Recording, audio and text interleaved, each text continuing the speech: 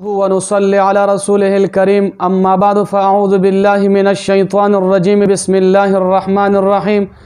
عزت مندو مسلمانانو مونږ به ان شاء الله تعالی نن دا بیان کو چې زنا دا یو بد عمل له یو قبیح عمل له خو بیا د سپینګری د پاره د سپینګری بوډا د پاره بیا ډیر بد عمل له حدیث مبارک کې راځي د مسلم شریف روایت ته نبی کریم صلی الله علیه وسلم مبارک فرمای ثلاثه لا يكلمهم الله يوم القيامه ولا يزكيهم ولا ينظر اليهم ولهم عذاب اليم نبی علیہ السلام مبارک فرمای درې کسان داسې دي چې هغې سره به الله تعالی پرز د قیامت باندې خبرې مونږي نه به د هغې تعریف وکړي نه به الله پاک د ګناهونو نه پاکي نه به هغې ته د رحمت په نظر باندې وګوري او نبی علیہ السلام مبارک فرمای چې الله تعالی فرمای چې دغه خلکو د پاره ولهم عذاب علیم دې د پاره به عذاب دردناکي نو پای کې نبی علیہ السلام مبارک فرمای شیخ زان پای کې اول نمبر کس هغه بوډا زیناکار دی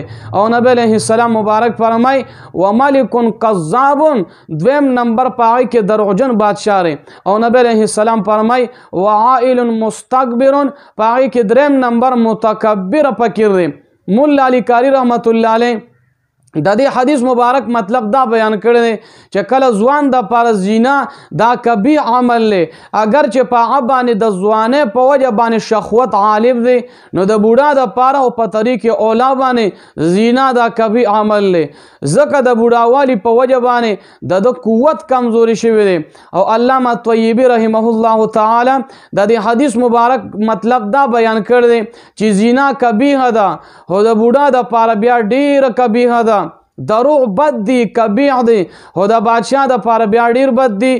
تکبر مضمون دی خو د فقیر د پاره بیا ډیر مضمون دی نو مذکوره حدیث کې دام ذکر شو چې زیناکار بوډا ته الله تعالی د رحمت په نظر باندې نه ګوري دا شان مضمون نبی علیہ السلام مبارک حدیث کې بل ځای بیان کړی چې نبی علیہ السلام مبارک فرمای چې الله تعالی به د رحمت په نظر باندې اونو ګوري زیناکار بوډا ته متکبر فقیر ته هغه کس ته چې تکبر په وجه باندې یعنی دا پنسي دا پزمک باندې راکاږي لنګ او پنسي دا پزمک باندې راکاږي نو نبی علیہ السلام مبارک فرمای دته الله د رحمت په نظر باندې به اونو ګوري او بل حدیث مبارک کې راځي د ترمذی شریف روایت ته نبی کریم صلی الله علیه وسلم فرمای درې کسان داسې دي چې الله تعالی